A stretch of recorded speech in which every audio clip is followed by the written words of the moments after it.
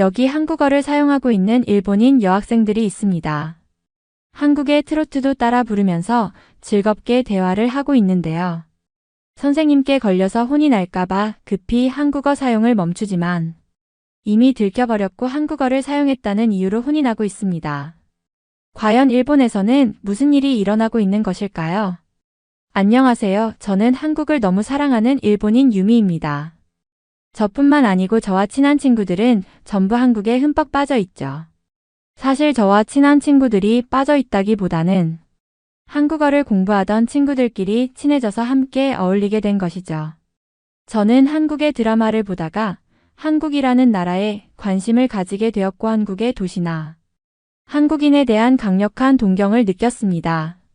제 친구들은 K-팝을 통해서 한국을 사랑하게 된 경우가 많고 며칠 전에 가족들과 한국 여행을 다녀온 하루코가 한국에 대한 엄청난 이야기들을 해주면서 한국을 못 가본 저희의 가슴에 불을 지르고 말았죠.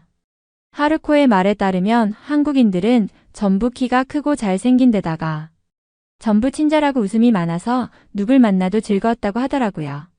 심지어 한국의 모든 시설은 전부 최첨단이기 때문에 일본처럼 낡은 모습은 좀처럼 찾아보기 힘들다고 했어요. 사실 일본의 시설이 낡았다고 생각한 적이 없는데 한국에 다녀오면 일본이 얼마나 구닥다리 나라인지 깨달을 것이라고 하더라고요. 심지어 일본인에게 호의적인 편이라서 다행이라는 말을 하는데 저희는 정말 안도의 한숨을 내쉴 수밖에 없었습니다. 일본은 한국을 강제로 점령한 역사를 지닌 데다가 한국 입장에서는 수많은 것들을 빼앗고 수탈한 최악의 나라가 일본일 텐데 그런 기색 하나도 없이 정말 잘 대해줬다는 것에 감사하다고 하더라고요.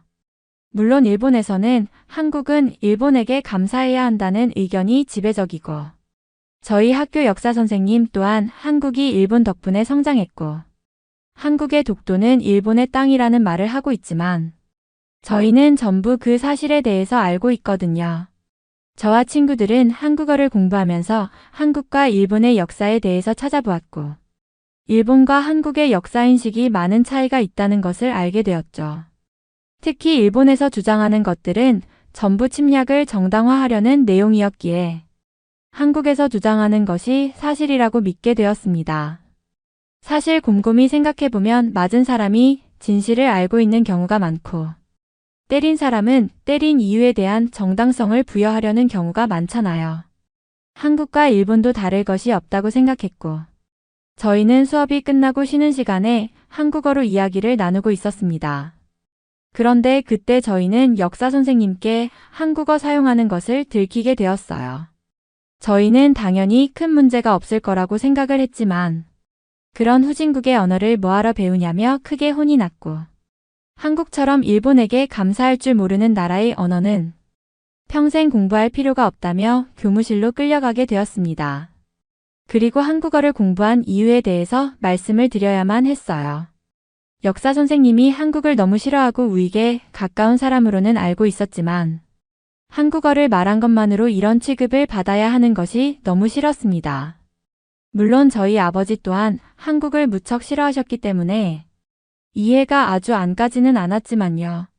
그런데 역사 선생님은 저희들의 부모님께 연락을 드린 후에 한국어를 공부하는 것은 잘못된 일이라고 말씀을 하셨다고 하더라고요. 저희 아버지는 무척이나 엄하신 편이고 제가 한국어를 공부한 것을 아직 모르시는데 저의 한국어 소식에 집안이 발칵 뒤집히고 말았습니다. 아버지께서는 언성을 높이시면서 어머니께 화를 내시기도 했어요. 도대체 애를 어떻게 교육시켰길래 한국어를 공부하게 하냐며 그 시간에 영어를 더 잘 배우거나 수학 공부를 해야 하는데 쓸모없는 것을 공부했다면서 마구소리를 치시더라고요. 저는 아버지가 그렇게 심하게 화를 내는 모습은 처음 봤고 한국어 배운 것이 이렇게 잘못된 일인지 슬프기만 했어요. 어머니는 한국어가 요즘 대세 언어인데 나중에 한국어를 몰라서 바보가 되면 어쩔 거냐며 오히려 제 편을 들어주시더라고요. 그리고 한국어를 배우는 것과 한국과 일본의 관계는 관련이 없고 나중에 일본이 침몰된다는 말이 있는데 그것을 대비하는 좋은 방책이라며 저의 한국어 공부를 적극적으로 지원해 주시겠다고 하더라고요. 심지어는 다음에는 한국으로 가족 여행을 가자고 아버지를 설득했죠. 어머니는 아버지보다 연상이시기 때문에 아버지의 말이 때로는 어머니를 못 이길 때가 있는데 이번이 바로 그런 때인 것 같아서 너무 다행이었습니다. 아버지는 그런 나라에 가서 뭘 보고 오냐며 괜히 뭘 잘못 먹고 배탈이나 나서 올 것이 뻔하다며 말씀하셨지만 며칠 전에 여자가 나오는 술집에 다녀온 것을 어머니께 걸렸기 때문에 어머니의 힘이 강한 상황이어서 꼼짝 못하시는 것 같더라고요. 그리고 어머니는 제게 와서 한국을 공부하는 것은 정말 잘한 행동이라며 어머니의 친구 중에서도 가족과 한국에 다녀와서 너무 좋았다는 이야기를 들었고 우리 가족도 언젠가는 한국에 갔으면 싶었는데 오히려 저의 한국어 공부가 도움이 되겠다며 좋아하시더라고요. 심지어 학교 선생님이 한국어를 공부했다고 혼냈다고 들었는데 그런 선생님은 가까이 하지 말고 졸업하고 멀리하면 될 거라는 말씀도 하셨어요. 그리고 저에게 아주 놀라운 말씀을 하시더라고요. 한국에서 요즘 트로트가 대세이고 엄마 친구들 사이에서 그런 한국 노래를 듣는다며 저에게 똑똑한 여자 등 몇 개의 트로트를 소개해 주셨습니다. 저도 들어보니 정말 흥미로운 노래들이었고 일반적인 노래들과는 전혀 다르지만 너무 좋아서 계속 따라 부르게 되더라고요. 학교에 가서 친구들에게 알려주니 함께 부르며 놀았고 한국인이지만 일본 노래를 부르는 개은숙의 노래를 듣게 되면서 더욱 한국의 전통 가요에도 관심이 가기 시작했습니다. 다음 날 학교에서 쉬는 시간이 되자 저와 친구들은 또다시 모여 트로트를 부르며 즐거운 시간을 보내고 있었습니다. 이번엔 친구들이 저희 어머니께서 알려주신 노래를 따라 부르기 시작했어요. 특히 똑똑한 여자와 같은 노래는 멜로디가 신나고 가사가 재미있어서 금방 따라 부르며 크게 웃었습니다. 한국 노래의 매력에 빠진 우리는 노래에 맞춰 춤도 추기 시작했고 마치 작은 콘서트를 연 것처럼 교실이 떠들썩해졌습니다. 그런데 그때 문이 쾅 하고 열리며 역사 선생님이 들어오셨습니다. 저희를 노려보며 소리치셨어요. 또 한국어로 떠드는 거냐? 이번엔 노래까지 부르는 거냐? 도대체 너희는 왜 이렇게 문제를 만드는 거냐? 우리는 순간 얼어붙었습니다. 하지만 곧이어 선생님은 교무실로 저희를 데려갔고 그곳에서 이전보다 더 심하게 혼을 내기 시작했어요. 한국어를 배우는 것도 모자라 이제는 한국 노래까지 부르다니. 너희는 일본 학생이다. 일본 학생답게 행동해야 하지 않겠니? 왜 하필 한국 같은 후진국에 빠져서 이런 소란을 피우는 거야? 저는 이 말을 듣고 너무나 화가 났습니다. 그래서 용기를 내어 말씀드렸어요. 선생님, 한국은 후진국이 아닙니다. 오히려 일본보다 발전된 점이 많습니다. 그리고 한국 노래는 일본에서도 인기 있는 대중문화입니다. 왜 한국과 관련된 것은 무조건 나쁘게 보시는 거죠? 선생님은 저를 노려보며 비웃듯 대답하셨습니다. 한국이 일본보다 발전했다고? 도대체 어디서 그런 헛소리를 배운 거냐? 한국은 일본 덕분에 근대화된 나라야. 그리고 지금도 일본의 기술 없이는 아무것도 못하는 나라라고. 저는 참을 수 없었습니다. 선생님, 그건 일본이 자기중심적으로 쓴 역사입니다. 제가 직접 자료를 찾아보니 일본이 한국을 강제 점령하면서 많은 것을 빼앗고 파괴한 게 사실이었습니다. 그리고 한국은 그 어려움을 이겨내고 스스로 성장했어요. 일본이 한국을 도왔다고 주장하는 건 침략을 정당화하려는 거잖아요. 선생님은 얼굴이 붉어지며 소리를 높였습니다. 그건 한국이 퍼뜨리는 반일 선전이다. 우리 일본은 그들에게 학교와 도로를 만들어줬고 문명을 가르쳐준 나라야. 그런 은혜를 모르고 배은망덕하게 구는 게 한국이야. 저는 차분히 대답했습니다. 그 학교와 도로는 한국인을 위한 게 아니라 일본인의 이익을 위해 만든 것 아닙니까? 그리고 한국인들은 그 시기의 언어와 문화를 억압당하고 노동력을 착취당했습니다. 선생님께서 말씀하시는 은혜는 일본 입장에서만 보는 이야기예요. 선생님은 더 이상 말문이 막히신 듯 보였고 화를 사기려는 듯 잠시 침묵하셨습니다. 그러다 갑자기 말씀하셨죠. 내가 배운 한국 역사책이 얼마나 편향적인지 아냐? 일본은 항상 정의로웠고 너희가 그런 왜곡된 이야기에 현혹되지 말았어야 했어. 저는 마지막으로 정중하게 말씀드렸습니다. 선생님, 역사는 한쪽의 입장만으로 판단해서는 안 된다고 생각합니다.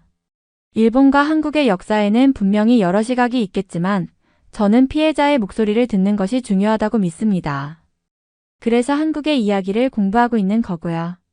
선생님도 일본의 시각뿐 아니라 다른 나라의 시각에서도 역사를 바라보는 노력을 해보셨으면 좋겠습니다.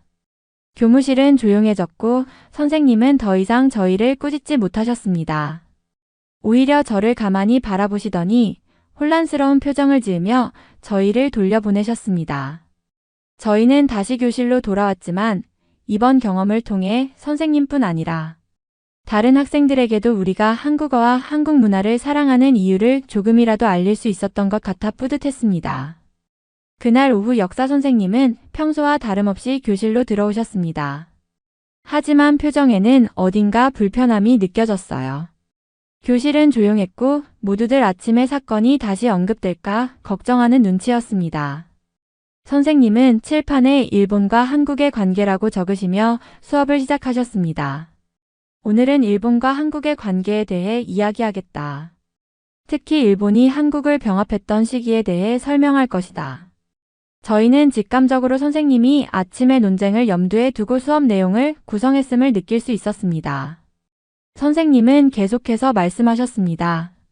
1910년 일본은 한국을 병합했다. 당시 한국은 혼란스러운 정치 상황에 경제도 낙후된 상태였다. 일본은 한국을 안정시키고 근대화시키기 위해 많은 노력을 기울였다. 일본은 철도를 건설하고 학교를 세우고 산업을 발전시키며 한국을 발전된 나라로 만들었다. 저는 속이 부글부글 끓었지만 수업 시간에 나서면 또다시 문제가 될까 싶어 꾹 참았습니다.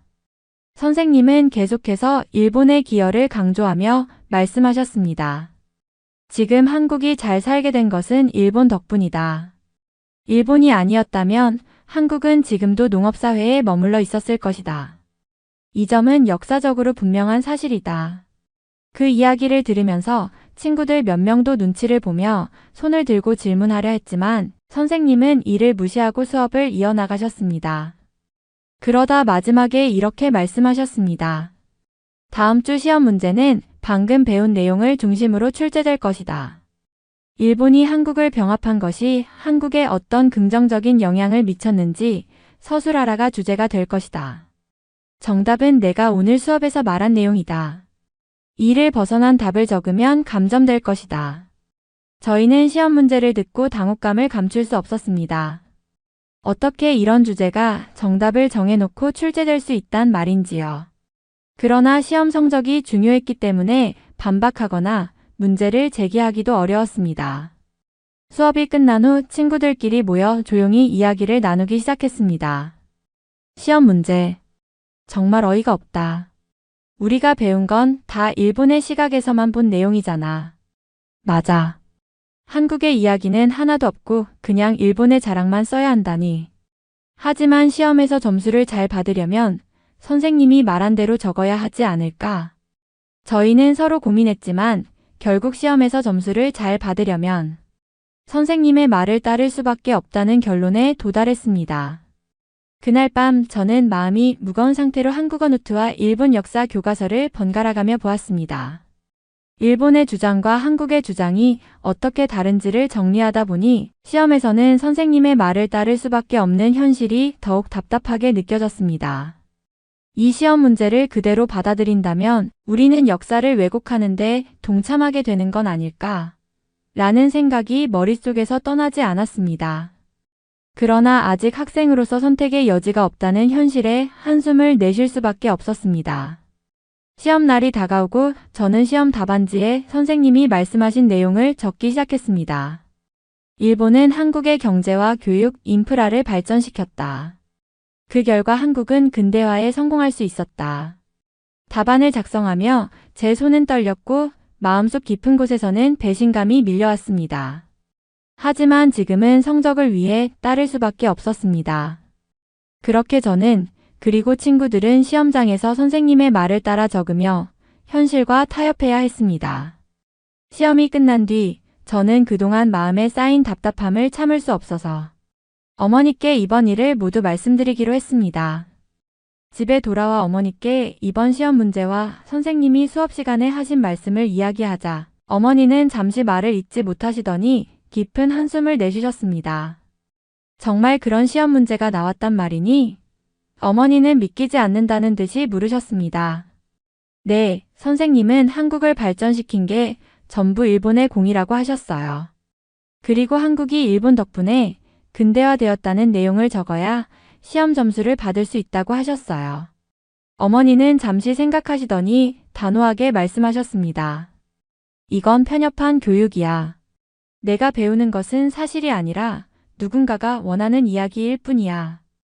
역사란 다양한 시각에서 봐야 하는 건데 이런 식으로 강요당하는 건 정말 잘못된 일이야. 더는 이런 교육만 듣게 둘 순 없겠구나. 그러더니 어머니는 갑자기 결정을 내리셨습니다. 유미야, 빨리 한국으로 가족여행을 가자.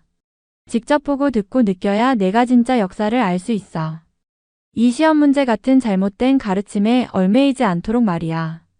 저는 어머니의 제안에 깜짝 놀랐지만 너무 기뻤습니다. 하지만 문제는 아버지였습니다. 어머니가 가족여행 이야기를 꺼내자 아버지는 불쾌한 표정을 지으며 고개를 저으셨습니다. 또 그 나라 이야기야? 대체 왜 그런 나라에 가려고 하는 건데? 역사 선생님이 하는 말이 맞아. 일본이 한국을 얼마나 도와줬는데 이제 와서 뭘 따지겠다는 거야? 어머니는 아버지를 설득하려 했지만 아버지는 고개를 저으며 목소리를 높였습니다. 그 나라 사람들은 은혜를 모르는 배은망덕한 사람들이야. 우리가 그들을 위해 얼마나 노력했는데 이제 와서 다 일본 탓이라며 억울하다고 소리치는 게 말이 되냐고. 저는 아버지의 말을 들으며 속이 상했지만 차마 대놓고 반박하지 못했습니다. 어머니는 차분하게 말씀하셨습니다. 여보, 우리가 직접 가서 보고 느끼지 않으면 그저 남의 말만 듣고 판단하게 될 거예요. 유미가 한국에 관심을 가지게 된 건 나쁜 일이 아니에요. 오히려 다른 문화를 배우고 이해하려는 건 칭찬받아야 할 일이죠. 그리고 우리도 진실을 알아야 하지 않겠어요?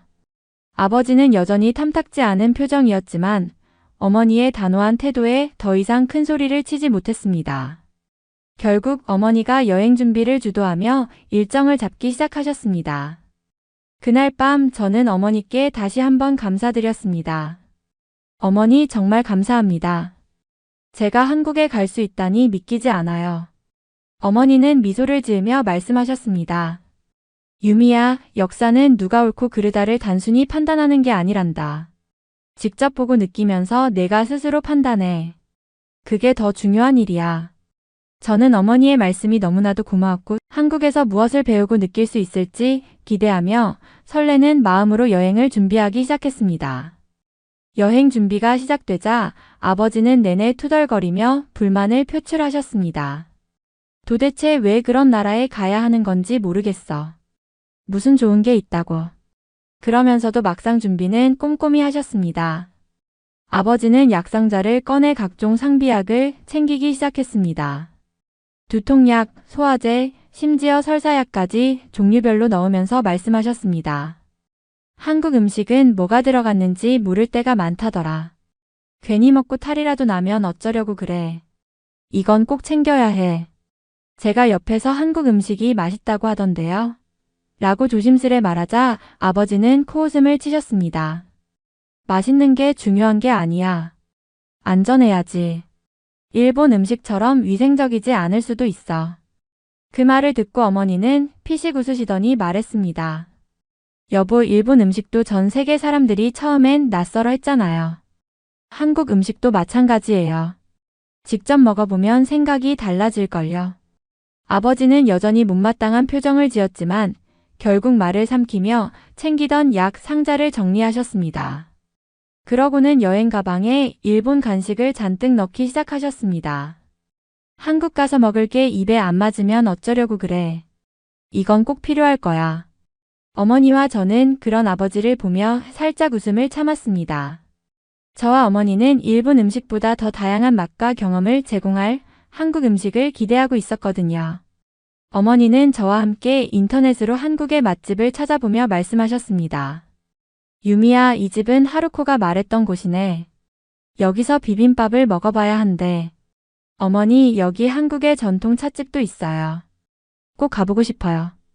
우리는 마치 탐험가가 된 것처럼 한국의 곳곳을 공부하며 설렘을 키워갔습니다. 반면 아버지는 그런 우리를 보며 못마땅한 얼굴로 중얼거리셨습니다. 그렇게 기대하지 마. 막상 가보면 별거 아닐 거야. 일본만큼 깨끗하고 편리한 나라는 없어.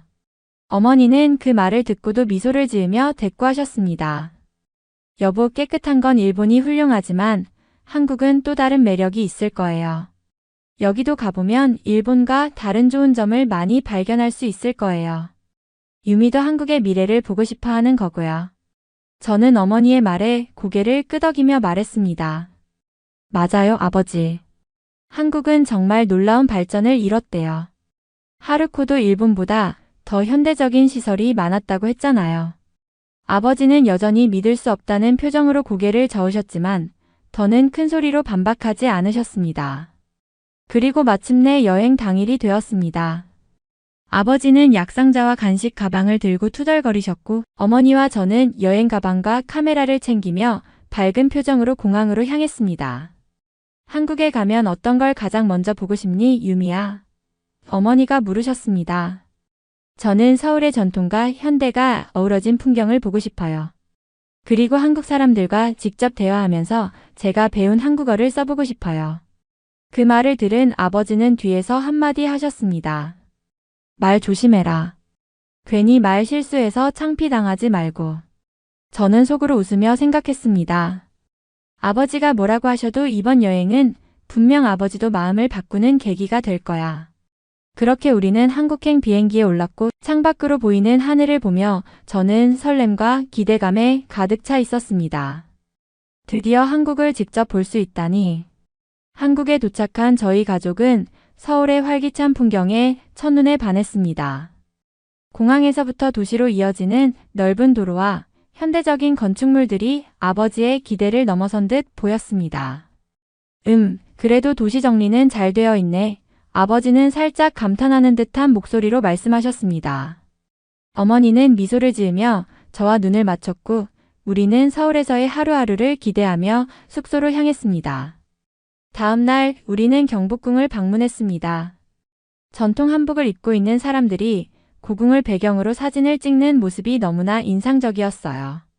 화려하면서도 조화로운 궁궐 건축물과 한국의 전통 미학에 아버지도 잠시 말을 잃었습니다. 이 정도면 꽤 세련된 문화였네. 아버지는 조용히 말씀하셨고 어머니는 미소를 지으며 그럼요. 일본만 역사가 있는 게 아니잖아요 라고 대꾸하셨습니다. 고궁에서 나와 삼청동의 옛길을 걷는 동안 우리는 작은 카페와 전통 소품 가게들을 둘러보며 즐거운 시간을 보냈습니다. 아버지는 이런 골목길이 마음에 드셨는지 여긴 조용하고 좋구나 라며 감탄하시더라고요. 그날 오후 저희는 전통시장을 찾았습니다. 넓게 펼쳐진 시장에는 다양한 먹거리와 상품이 가득했고 사람들로 붐비는 풍경이 매우 활기찼어요. 저는 떡볶이와 김밥을 맛봤고 어머니는 호떡을 즐기셨습니다. 그런데 놀랍게도 아버지가 저건 뭐야? 라며 떡집 앞에서 발걸음을 멈추셨습니다. 아, 시루떡이네요. 저는 설명드리며 작은 조각을 권했습니다. 아버지는 떡을 한 입 드시더니 갑자기 눈이 반짝이며 말했습니다. 이거 맛있네. 나 이거 마음에 든다. 그 후로 아버지는 시장 내내 떡집마다 들르시며 시루떡을 계속 구매하시더라고요. 아버지, 이제 그만 사도 될 것 같은데요? 제가 말했지만 아버지는 고개를 저으며 말씀하셨습니다. 이런 떡은 일본에서는 못 보잖아. 여행 중에 많이 먹어둬야지. 다음 날 저희는 국립중앙박물관을 방문했습니다. 한국의 오랜 역사와 문화유산을 접하면서 저는 물론이고 어머니도 감탄을 금치 못했습니다. 아버지도 조용히 유물을 관찰하며 뭔가 깨달으신 듯한 표정을 짓고 계셨어요. 한국이 생각보다 오래된 역사를 가지고 있구나. 이런 건 학교에서 안 배웠었는데 아버지가 중얼거리셨습니다. 그러니까 직접 와보길 잘했죠. 어머니가 흐뭇하게 말씀하셨습니다. 그리고 오후에는 서울의 고층 빌딩들과 전망대를 찾았습니다. 롯데월드타워의 전망대에서 바라본 서울의 전경은 정말 말로 표현하기 어려울 정도로 아름다웠습니다. 이 정도 높이는 일본에서도 드물지 아버지는 창문 밖을 바라보며 감탄을 금치 못하셨습니다. 그래도 이런 도시는 좀 불편하지 않나? 라며 애써 부정적으로 말하려 했지만 표정은 마치 감탄을 삼키려는 모습이 역력했어요. 여행이 계속될수록 아버지의 시루떡 사랑은 더 깊어졌습니다. 어디를 가든 떡집만 보이면 들르셔서 떡을 사셨고 심지어 호텔로 돌아와서도 시루떡을 드시는 모습을 보며 어머니와 저는 웃음을 참을 수 없었습니다. 아버지, 한국 음식은 위생적으로 문제가 있다면서요? 떡은 잘 드시네요. 제가 장난스럽게 말하자 아버지는 헛기침을 하시며 대답하셨습니다. 떡은 예외야. 이건 괜찮은 것 같아. 어머니는 저를 보며 웃으시더니 말씀하셨습니다. 유미야, 내 아버지도 이제 한국의 매력을 조금씩 인정하시는 것 같아. 이대로라면 더 많은 걸 좋아하게 될지도 모르겠네. 저는 어머니의 말을 들으며 고개를 끄덕였습니다. 이번 여행은 우리 가족 모두에게 잊지 못할 특별한 경험을 안겨주고 있었으니까요. 한국에서의 교통수단 체험도 저희 가족에게는 새로운 경험이었습니다. 서울의 지하철은 깔끔하고 체계적이어서 어머니가 매우 좋아하셨지만 아버지는 지하철보다 택시를 선호하셨습니다. 처음으로 한국 택시를 타게 된 건 시장에서 숙소로 돌아갈 때였어요. 아버지가 짐이 많으니 택시가 낫겠다며 택시를 잡으셨죠. 택시에 올라타자마자 아버지는 깜짝 놀라셨습니다. 이거 일본 택시보다 훨씬 새 차네. 안도 넓고 냄새도 안 나고 깔끔하잖아. 어머니도 그러게요. 공간도 넉넉해서 편하네요. 라며 만족하셨습니다. 택시기사님은 친절하게 목적지를 물어보셨고 어설픈 한국어로 대답하는 제가 기사님과 대화를 시도하자 아버지는 굳이 말 걸 필요 없어 라며 은근히 긴장하셨지만 기사님이 상냥하게 응대해 주시자 조금씩 마음이 풀리신 듯 했습니다. 숙소에 도착하고 나서 택시 요금을 확인한 아버지는 또 한 번 놀라셨습니다. 이 정도 거리면 일본에서는 요금이 2배는 나올 텐데? 저와 어머니는 웃으며 대답했습니다. 그러니까 한국에서는 택시를 자주 타도 부담이 안 된대요. 편하고 저렴하잖아요. 아버지는 고개를 끄덕이며 나쁘지 않네 라고 말씀하셨습니다. 그 이후로 저희 가족은 택시를 자주 이용하게 되었습니다. 고궁이나 시장 같은 관광지를 다니는 동안에도 아버지는 지하철이나 버스는 복잡해서 싫다며 택시를 더 선호하셨습니다. 이 정도 요금이면 일본에서도 이렇게 다녔으면 좋겠네. 아버지는 택시 안에서 가끔씩 혼잣말을 하셨고 어머니는 그러게요. 일본 택시는 좁고 비싼데 여기는 편하죠? 라며 미소를 지으셨습니다. 택시를 이용하면서 아버지는 한국의 서비스와 시설에 대한 인식이 조금씩 바뀌기 시작하셨습니다. 이 나라가 생각보다 체계적으로 잘 되어 있네. 일본보다 못한 줄 알았는데 적어도 교통은 훌륭하구만. 아버지가 말하자 어머니는 그러니까 자꾸 투덜대지 마시고 좀 즐겨보세요. 라며 답하셨습니다. 여행 막바지에 이르러 아버지는 여전히 시루떡을 손에서 놓지 않으셨지만 한국의 택시 서비스도 높이 평가하셨습니다. 뭐 이렇게 편리한 교통과 괜찮은 음식이 있으니 이 나라에도 장점이 없진 않네 라고 말씀하셨지만 저와 어머니는 그런 말조차 한국에 대해 긍정적인 마음이 생기신 증거라며 속으로 웃었습니다. 저희 가족의 한국 여행은 점점 더 즐거운 방향으로 흘러가고 있었고 아버지의 마음에도 작은 변화의 씨앗이 심어진 듯 했습니다. 한국 여행은 정말 놀라움의 연속이었습니다. 가족 모두에게 새로운 시각을 열어준 시간이었죠. 특히 저와 어머니는 한국의 발전된 모습에 감탄을 금치 못했습니다. 아버지도 처음에는 불만이 많으셨지만 시간이 지날수록 한국의 장점을 조금씩 인정하기 시작하셨습니다. 한국에서는 정말 많은 것들이 편리하고 새로웠습니다. 호텔에서는 초고속 인터넷이 무료로 제공되어 동영상을 고화질로 보더라도 끊김이 없었어요. 스마트폰 하나만 있으면 어디서든 데이터를 빠르게 사용할 수 있었죠. 어머니는 일본에서는 와이파이가 무료인 곳도 잘 없는데 여긴 정말 편리하다며 감탄하셨습니다. 또한 서울 곳곳의 건물들은 현대적이면서도 세련되었고 고궁과 같은 역사적인 장소도 완벽하게 보존되어 있어 옛것과 새것이 아름답게 조화를 이루고 있었습니다. 어머니는 일본은 낡은 건물은 많아도 이렇게 관리가 잘 된 곳이 적은 것 같다며 부러워하셨습니다. 대중교통도 훌륭했어요. 지하철은 시간도 정확했고 모든 것이 디지털화되어 있었으며 일본에서는 볼 수 없는 깔끔한 환경이 인상 깊었습니다. 저는 종종 역사 선생님이 하시던 말이 얼마나 틀렸는지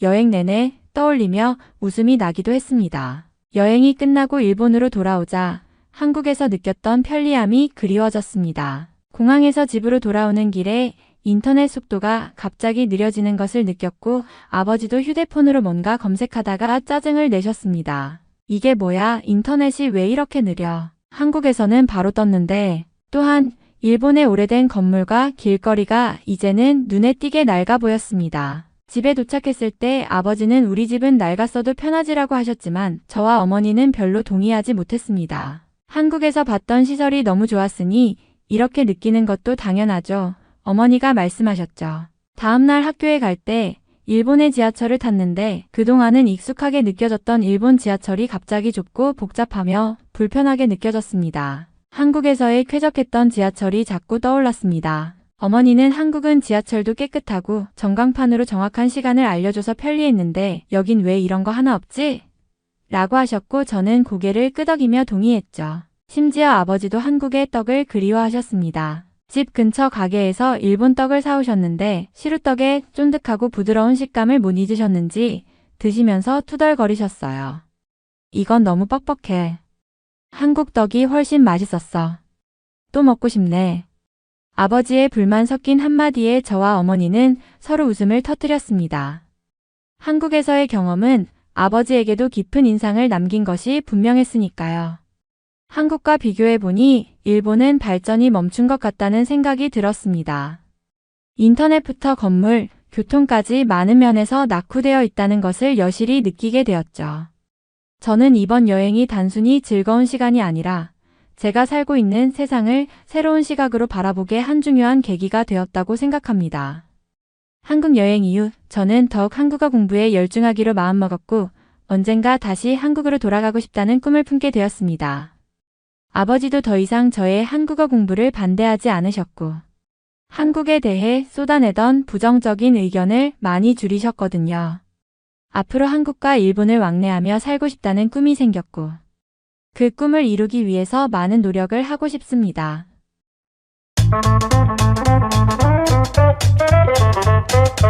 여기 아시아를 여행하며 인생이 바뀌었다는 영국인 여성이 있습니다. 지구상에 이런 곳은 다시 없을 것이라며 무척이나 놀랐다고 하는데요. 과연 그녀가 아시아에서 겪은 일은 무엇이었을까요? 안녕하세요. 저는 영국인 브리오네스라고 합니다. 평소 다른 나라들에 관한 영상을 보는 것을 좋아하고 특히 아시아에 관심이 많은 편이죠. 아시아는 유럽과는 다른 전통과 예술적인 매력이 있고 삶의 모습이나 음식 문화 등이 전혀 다르기 때문에 유럽을 놀러 가는 것보다 훨씬 흥미진진하더라고요. 제가 아시아에 관심을 가지게 된 계기는 벌써 7년 전의 일인데요. 아버지와 아시아에 대한 다큐멘터리를 보다가 앞으로 중국과 아시아의 경제가 폭발적으로 성장하면 유럽을 위협할지도 모른다는 이야기가 나왔기 때문이죠. 저나 저희 가족은 아시아라고 했을 때에 무언가 부정적인 생각이 있었고 수상가옥에 살면서 물고기를 잡아먹거나 산에서 풀을 캐먹으며 수렵 활동을 하는 지역이 많다고 생각했거든요. 아직 현대 문명을 제대로 접하지 않은 사람들이 많을 것이고 위생이나 음식에 관한 문제도 여전히 존재할 거라고 말이죠. 영국은 수백 년 전부터 세계 최고의 선진화된 문명 사회였지만 아시아에는 아직도 불을 피우며 생활하는 사람들이 많다고 들었거든요. 그런데 그 다큐멘터리에서는 중국의 경제가 미국을 이길지도 모른다고 했고 중국의 인구가 당시 13억이나 되기 때문에 그들이 움직인다면 세계의 판도가 바뀔 것이라는 전망을 했었습니다. 아버지는 그런 이야기를 보면서 가만히 있을 수는 없다고 하시며 저에게 책을 2권 사주시더라고요. 하나는 중국어 회화책이었고 하나는 중국어 단어책이었어요. 저보고 그걸 공부하고 앞으로 대학교에 진학하면 중국에 자주 다녀오는 편이 좋다고 말씀하셨습니다. 영국은 섬나라이기 때문에 대륙에서 무슨 일이 일어나는지에 대해서는 직접적으로 체감하지 못하기 때문에 더욱 배우려 노력해야 한다고 했거든요. 저는 외워지지도 않는 중국어의 한자로 쓰인 단어나 성조가 있어서 말하기도 어려운 문장들을 하나씩 읽어가며 공부했고 꽤나 오랜 시간이 걸리고 나서야 가벼운 회화 정도는 할 수 있게 되었습니다. 이렇게 비효율적이고 어려운 고대 언어를 사용하는 중국인이 한편으로는 대단하면서도 차라리 그들이 영어를 공부하면 금방 배울 거라는 생각이 들었죠. 중국어보다 영어가 훨씬 효율적이고 합리적인 언어체계라고 생각이 들었거든요. 사실 제가 중국어를 공부하면서도 수많은 어려움에 봉착했었는데요. 제 친구들 사이에서 한국 열풍이 불었고 한국어를 배우거나 한국의 문화나 음식들을 배우고 직접 체험하는 것이 유행이었거든요.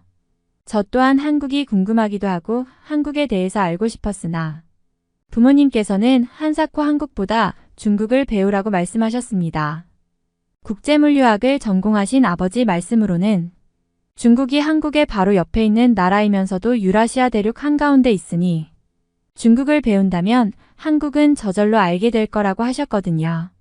누가 뭐라고 해도 세계 1등인 나라는 지금 미국인데 항상 TV에 나오는 것은 미국과 중국의 패권에 대해서만 나오지 않냐며 한국은 미국과 중국과 비교할 수도 없는 작은 나라라고 하셨죠. 영국은 미국의 뿌리와 같은 조상의 나라이니 영국인의 입장에서 중국을 배운다면 세계를 전부 알고 있는 것과 마찬가지라고 하시면서 말이죠. 그래도 저는 친구들 사이에서 왕따가 되기는 싫었고 중국어를 공부하면서 틈틈이 한국어도 함께 공부했습니다. 그런데 한국어는 중국어와 문법도 반대이지만 훨씬 효율적인 언어체계를 가졌고 글자 또한 따로 한글을 사용하기 때문에 쓰기도 굉장히 쉽더라고요. 그러면서 왜 중국은 한글을 사용하지 않는지 의문이 들었습니다. 한자는 너무 복잡하고 비효율적인데 그럴 바에는 차라리 한글을 빌려서 사용한다면 굳이 영어로 발음 기호를 쓸 필요도 없잖아요. 한국어를 배우면서 저는 오랫동안 배운 중국보다 한국에 더 관심을 가지게 되었죠. 저를 제외한 영국인 친구들은 전부 중국에는 하나도 관심이 없고 온통 한국에만 푹 빠진 상황이었기 때문에 중국 이야기도 할 수조차 없었거든요. 그런데 대학교 때에 진학하면서 만난 중국인 친구 지천과 친해지면서 중국으로 꼭 여행을 가야겠다는 생각을 하게 되었어요. 중국은 세계 최고의 경제대국인데 그 이유가 중국인들의 IQ가 다른 나라에 비해서 높다는 것이었고 중국의 도시들은 영국의 런던보다 작은 도시가 하나도 없다는 거였죠. 제가 다니는 대학교에는 중국 친구들이 상당히 많았었는데 그들은 전부 중국의 우수한 과학기술과 도시에 대해서 말하더라고요. 영국의 런던도 전부 중국처럼 새로 지으면 좋겠다면서 런던의 불편한 점들에 대해서 말하는데 저는 미처 생각하지 못한 것들이 대부분이었습니다. 영국의 지하철은 중국의 지하철에 비해서 크기도 작고 오래되어 불편하다고 했고 길거리는 너무 좁아서 차도 한 대가 겨우 지나갈 것 같다며 중국은 어딜 가도 도로가 넓고 거대하기 때문에 편리하다고 했죠. 또 런던의 낡은 건물들도 전부 허물고 전부 고층 빌딩을 지어야 한다고 하더라고요. 저는 이 친구들과 함께 어울리며 점점 중국의 도시가 도대체 어떠하기에 이러는지 무척이나 궁금해지기 시작했습니다. 그리고 마침 저는 고등학교 때의 친구들과 여행을 계획하게 되었고 저는 중국 여행을 가자고 설득하게 되었죠. 친구들에게 중국 친구들을 만났던 이야기를 늘어놓으면서 중국의 도시들을 구경하고 싶다고 말했죠. 그런데 제 친구들은 전부 한국을 좋아하는 녀석들이라서 중국 구경을 할 시간에 한국을 둘러보면 훨씬 신나고 재미있을 거라고 하더라고요. 한국은 현재 K-팝과 드라마로 세계 최고의 관광지이고 지금 영국인들도 전부 한국에 가고 싶어서 안달이라면서요. 저처럼 중국을 좋아하는 친구를 본 적이 없다면서 중국을 갈 거라면 차라리 프랑스를 가는 것이 낫겠다고 할 정도였죠. 프랑스가 유럽의 중국이라고 불리는데 그 이유가 중국처럼 더럽고 불편한 사람들이 많기 때문이라고 하니까요. 그런데 저는 중국이라는 나라가 프랑스처럼 그렇게 별로인 나라라고 생각하지 않습니다. 중국인 친구들은 중국어 수업을 들으면서 만났는데 굉장히 공부도 잘하고 논리적이라는 생각이 들었거든요. 저에게 중국어를 알려주던 모습도 굉장히 친절하다고 생각했고요. 결국 저는 친구들과 한 가지 타협점을 생각해냈습니다. 중국 여행과 한국 여행을 모두 가는 것이었어요. 조금 저렴한 비행기를 타고 저렴한 숙소에서 묵고 저렴한 밥집을 찾아다닌다면 충분히 두 나라 모두 가볼 수 있다고 생각했거든요. 제 친구들도 저의 의견에 동의해 주었고 저까지 3명의 친구와 함께 여행을 가기로 했습니다. 저희 부모님은 중국을 가는 것에 굉장한 지지를 표명해 주셨지만 친구들의 부모님은 중국과 한국 모두 걱정이라면서 여행을 말리셨다고도 하더라고요. 특히 중국에 대한 좋지 않은 이미지가 있다면서 위험한 곳에서 지내지 말라고 하셨다고 하는데 저는 오히려 한국보다 중국이 더 안전한 나라라고 믿었죠. 한국은 현재 군사도발 행위가 계속되고 있고 전쟁의 위험한 나라잖아요. 중국은 땅도 넓고 공항의 숫자도 많기 때문에 다시 영국으로 돌아오기도 편리하죠. 그리고 저희들은 중국 항공사의 저렴한 비행기를 이용해서 중국으로 향했습니다. 그런데 저희들은 중국인 승무원들로부터 차별적인 대우를 받게 되었고 과연 이 여행이 맞는지에 대한 의문이 들었는데요. 중국인 승무원들은 저희에게 자연스러운 중국어를 사용했고 저희 중에는 유일하게 중국어를 사용하는 사람이 저뿐이라서 의사소통에 무척 어려움을 가질 수밖에 없었습니다. 기내식을 먹는데도 돌을 씹는 것과 같은 밥을 먹어야 했고 빵을 달라고 하자 눅눅하고 쉰내가 나는 빵을 주더라고요. 화장실도 굉장히 더럽고 냄새가 났기 때문에 오랜 시간을 비행하는 비행기 안에서 고통스러워야만 했습니다. 비행기가 착륙할 때에도 서툰 비행사의 착륙인지 엄청난 충격이 허리에 가해져서 다리가 저릴 정도였습니다. 친구들은 저렴한 비행기라고 하더라도 이런 경우는 처음 본다면서 빨리 숙소에 가서 쉬고 싶다는 말만 반복하더라고요. 그런데 이상한 일은 그때가 끝이 아니었습니다. 저희의 캐리어 가방을 찾아야 하는데 아무리 기다려도 나오지 않는 거예요. 공항 관계자들에게 따지듯이 말했는데 기다리라는 답만 올 뿐이었죠. 그리고 한참 뒤에 나온 캐리어의 모습은 상상 초월이었습니다. 여기저기 흠집이 나 있는 데다가 모서리에 파손이 생겨 있었거든요. 변상해달라고 아무리 말을 해도 이 정도의 흠집은 날 수가 있고 이미 캐리어를 맡길 때에 서류를 작성하지 않았냐며 도리어 화를 내는데 즐겁게 온 여행이니 그냥 넘어가기로 마음먹을 수밖에 없었죠. 함께 온 친구인 제니는 중국 여행이 심상치 않다며 말을 했고 올리비아 역시 빨리 한국을 가고 싶다고 말하더라고요. 그래도 저는 중국에 대해 무언가 신뢰가 있었습니다. 창 밖으로 보이는 풍경은 영국의 도시보다 세련되어 보였고 무언가 색다른 모습에 감탄할 수 있었으니까요. 그런데 저희는 차라리 그날 바로 한국을 가는 편이 나을 뻔했어요. 배가 고파서 찾아간 중국의 식당에서 만두를 먹은 후 저희는 꼼짝없이 숙소의 침대에서만 누워 있었어야 했거든요. 중국에서의 며칠은 끝없는 시련의 연속이었어요. 그날 만두를 먹은 후 우리는 급성식 중독 증세로 괴로워하며 하루 종일 침대에 누워 있어야 했습니다. 배탈과 열이 오르락내리락하는 와중에 숙소의 위생 상태도 엉망이었고 에어컨은 찬바람도 잘 나오지 않아 땀을 흘리며 버텨야 했어요. 제니는 도착 직후부터 계속해서 한국에 가고 싶다고 말했고 올리비아도 한국에 있으면 이런 일은 없었을 거라며 저에게 불만을 쏟아냈죠. 이 여행을 주도한 제 입장에서는 더없이 미안하고 난감할 따름이었어요.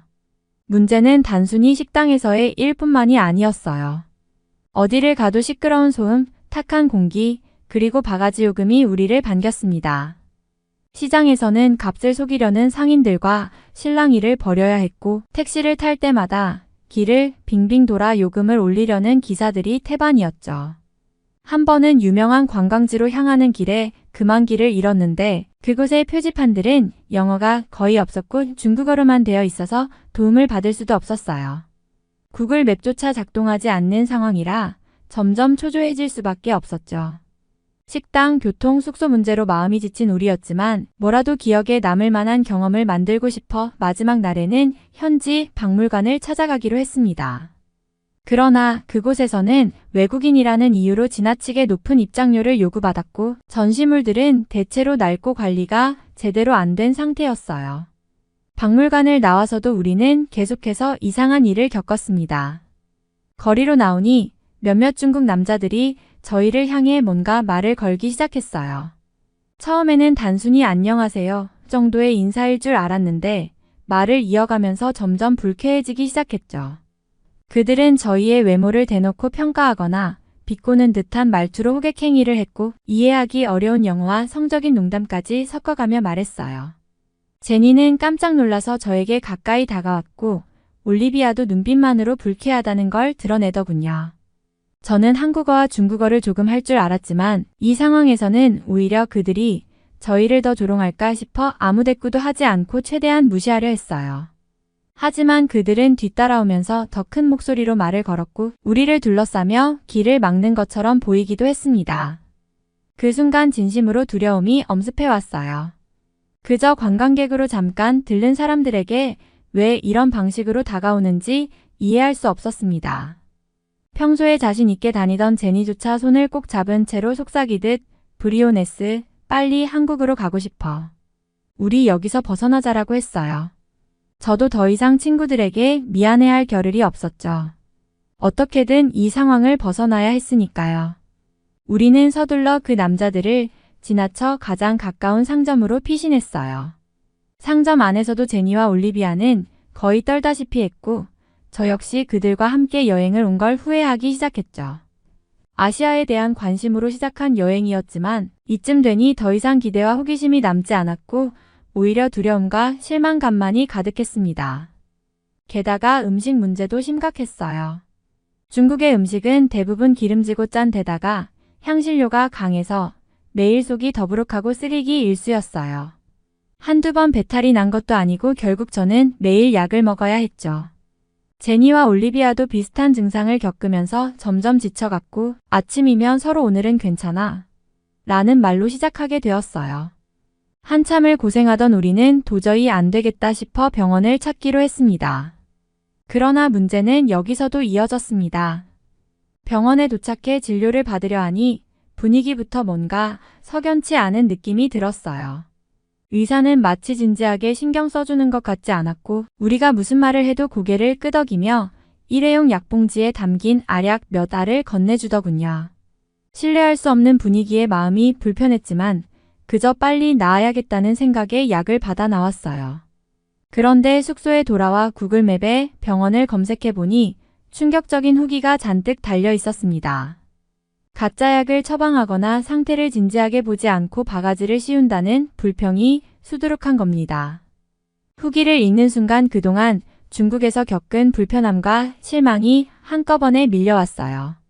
내가 이렇게까지 힘들게 이곳에 왔어야 했나. 친구들의 만류를 듣지 않고 고집을 부린 게 얼마나 큰 실수였는지 다시 한번 깨달았죠. 그런데 진짜 최악의 순간은 제가 지갑을 잃어버린 날이었어요. 어느 상점에서 간단한 물건을 계산하고 나왔을 때만 해도 아무렇지 않았는데 지하철을 타려고 가방을 뒤적이다가 그제야 지갑이 없다는 걸 알게 된 거예요. 처음엔 아무리 생각해도 어디 두고 온 것 같아서 다시 상점으로 돌아가 보았지만 그곳엔 이미 지갑이 없었습니다. 상점 직원에게 물어봐도 애매한 표정으로 고개를 저을 뿐이었고 혹시나 하고 근처를 사사지 살펴봤지만 찾을 수 없었죠. 그 순간 정말 절망적이었어요. 지갑 속엔 현금도 들어있었고 여행 내내 쓸 모든 신용카드와 신분증까지 다 들어있었거든요.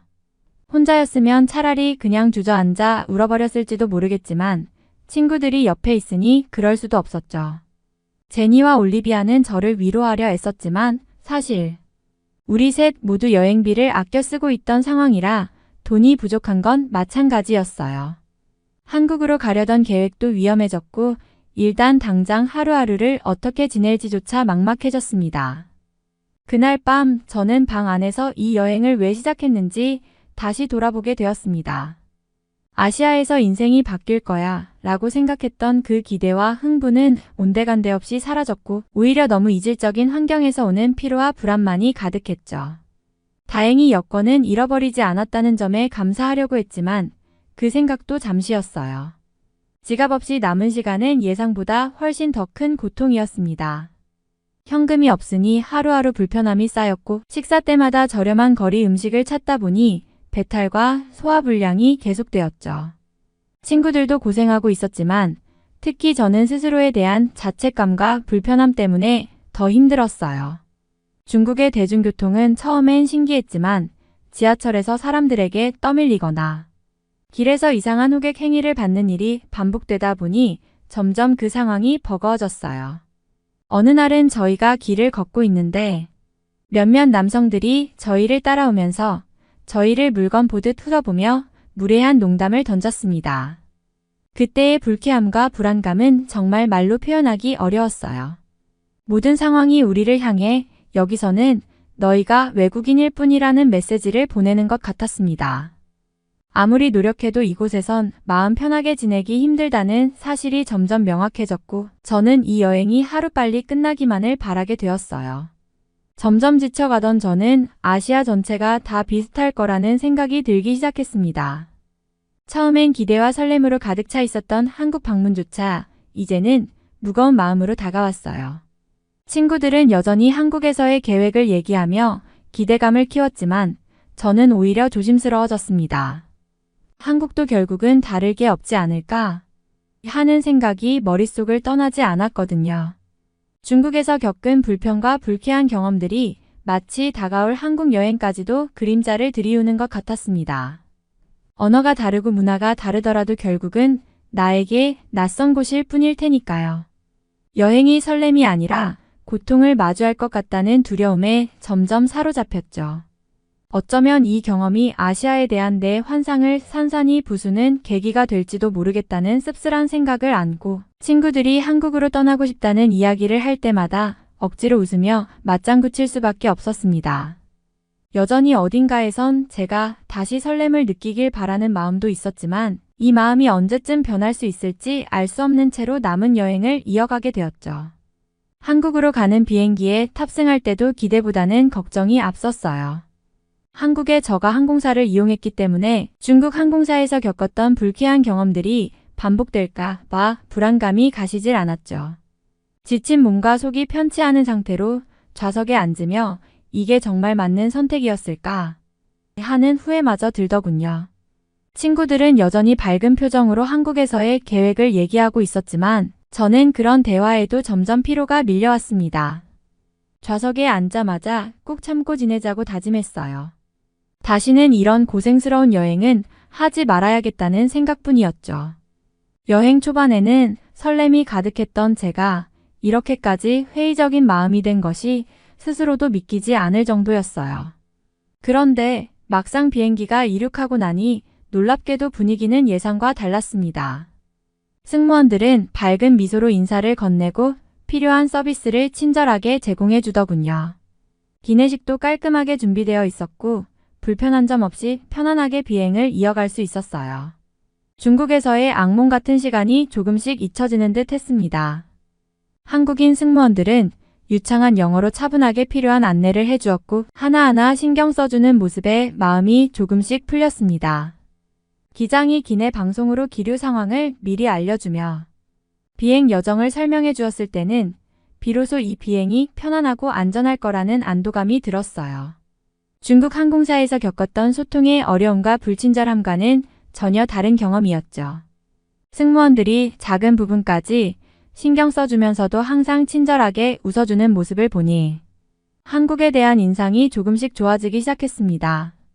그동안 쌓였던 여행 피로와 불편한 기억들이 이 비행에서 조금씩 해소되는 느낌이었달까요? 비록 아직 목적지에 도착하지 않았지만 한국에서의 시간은 중국과 다를 수도 있겠다는 기대가 다시 싹트기 시작했죠. 한국 공항에 도착해서 캐리어를 찾으러 갔을 때 중국에서 파손된 제 캐리어를 다시 보게 되었어요. 그동안의 고생을 함께한 짐이었기에 엉망이 된 모습이 더 안타깝게 느껴졌죠. 그런데 한국 공항 직원이 제 캐리어를 살피더니 살짝 미소를 지으며 수리해 드릴 수 있습니다. 비용은 신경 쓰지 마세요라고 친절하게 말하는 거예요. 믿기지 않았습니다. 그동안 중국에서 작은 문제라도 해결하려고 하면 시간과 비용만 더 들던 경험이 떠올랐죠. 그런데 한국 공항에서는 손상된 캐리어를 무료로 수리해준다니 이런 세심한 배려와 친절이 새삼 놀랍게 느껴졌습니다. 직원들은 마치 제 불편을 본인의 일처럼 여기며 상황을 이해해 주었고 수리도 빠르게 처리해 주었어요. 이 작은 사건 덕분에 한국에 대한 첫인상이 더없이 좋게 변했죠. 한국에서는 정말 다른 여행을 할 수도 있겠구나 하는 생각이 들었고 그 기대감에 피로마저 조금씩 풀리는 것 같았어요. 제 친구들도 한국에 도착하자마자 진작 한국에 올 걸 그랬다 며 얼굴이 환해졌어요. 공항에서 캐리어 수리까지 도와준 친절한 경험 덕분에 다들 마음이 누그러진 거죠. 그리고 마침 배도 고팠기에 다 같이 근처 국밥집을 찾아갔어요.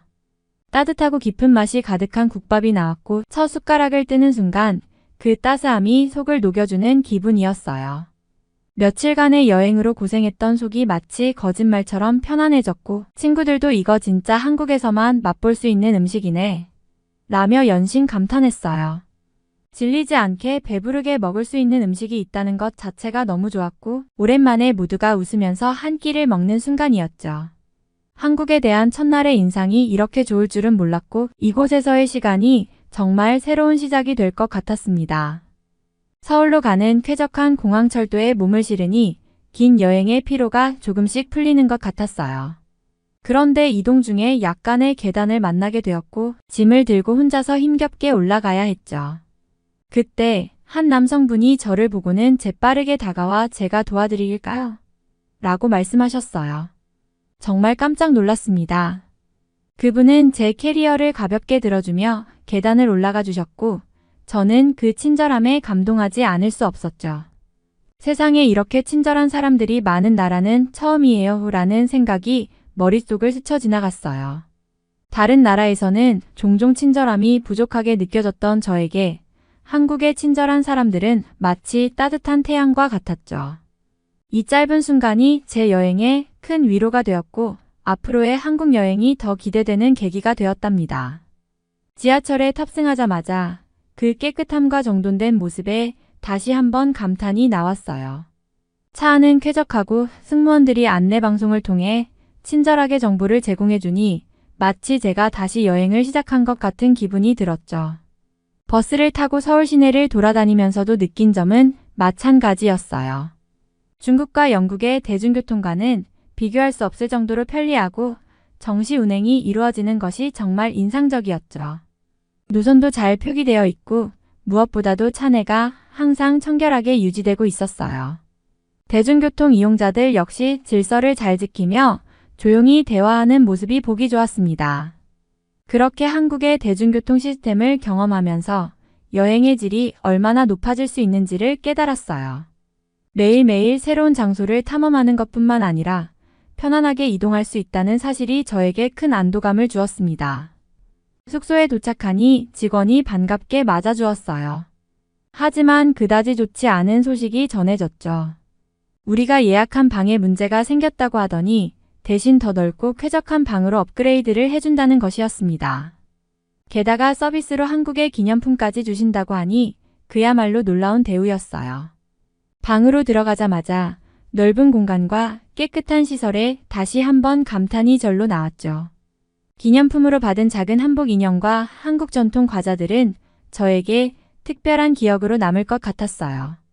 이곳에 온 것만으로도 저의 기분이 한층 더 나아지는 기분이었죠. 한국의 친절함은 정말 대단한 것 같아요. 그동안의 힘든 경험을 잊게 해줄 만큼 따뜻한 환대를 받으니 이제는 한국에서의 시간을 더욱 기대하게 되었어요. 친구들과 함께한 여행이 이렇게나 즐겁게 변화할 수 있다니 이번 여행의 시작이 이렇게 행복할 수 있다는 것이 믿기지 않았습니다. 그렇게 저희는 경복궁에 가서 한복을 입고 한국의 전통 문화를 체험하기로 했어요. 화려한 한복을 입고 궁궐을 돌아다니며 사진을 찍으니 마치 한 편의 드라마 주인공이 된 듯한 기분이었죠. 전통 건축물과 아름다운 정원 속에서의 사진들은 정말 잊을 수 없는 추억으로 남을 것 같았어요. 경복궁에서의 시간을 마친 후 우리는 한강으로 향했어요. 한강은 정말 말도 안 되게 거대한 강이었어요. 세계에서 가장 넓은 폭을 자랑하는 도심의 강이라고 하던데 그 규모는 정말 상상 이상이었죠. 강가에 앉아 친구들과 함께 즉석에서 사온 라면을 끓여 먹으며 강바람을 느끼니 이 순간이 너무 행복하더라고요. 라면의 맛도 한국의 정서가 담겨 있었고 경치와 함께하는 식사는 더욱 특별하게 느껴졌어요. 여유롭게 흐르는 강과 서울의 멋진 스카이라인을 바라보며 이제야 진정한 아시아의 매력을 느끼게 된 것 같았어요. 처음에 고통스러운 경험들이 이렇게 아름다운 순간들로 바뀌니 여행이란 결국 이런 것인가 싶었습니다. 중국의 건물들도 영국보다 거대하고 인상적이었지만 한국의 건물들은 그보다 훨씬 매력이 있었어요. 중국과 비교도 안 되었죠. 밤이 되자 화려한 조명 아래에서 빛나는 고층 빌딩들은 정말 상상 이상이었죠. 서울의 스카이라인은 마치 한 편의 현대적인 예술작품처럼 느껴졌고 그 속에서 나 자신이 마법 같은 도시 속에 살아가는 듯한 기분이 들었어요. 그 순간 영국인이 아닌 한국인이었다면 좋았을 텐데라는 생각이 문득 스쳤습니다.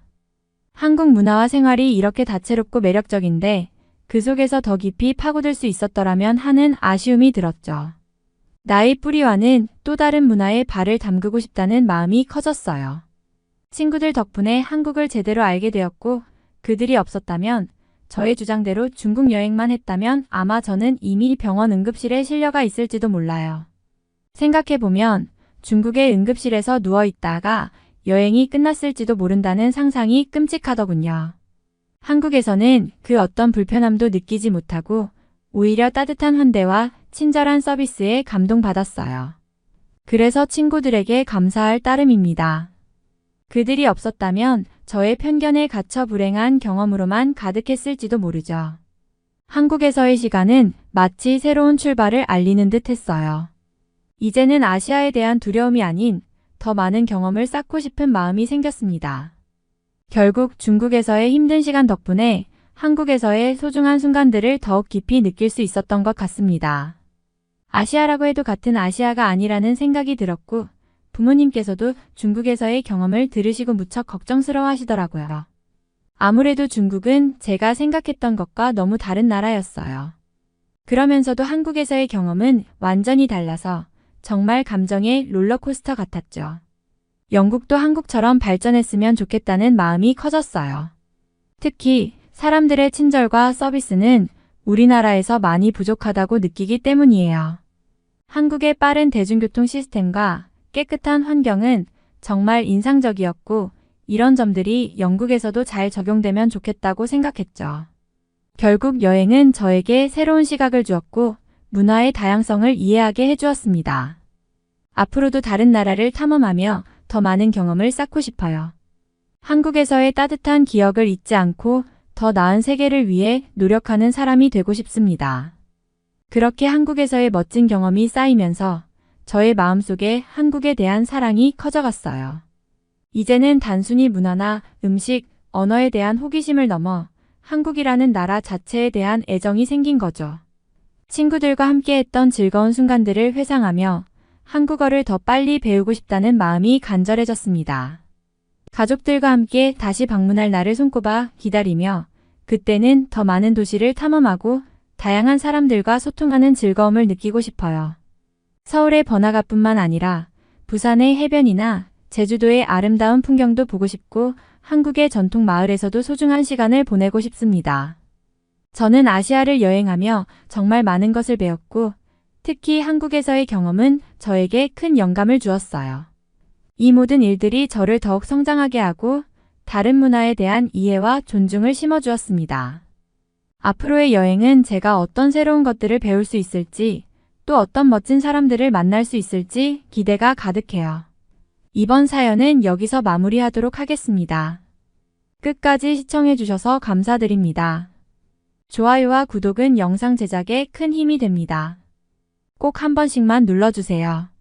감사합니다.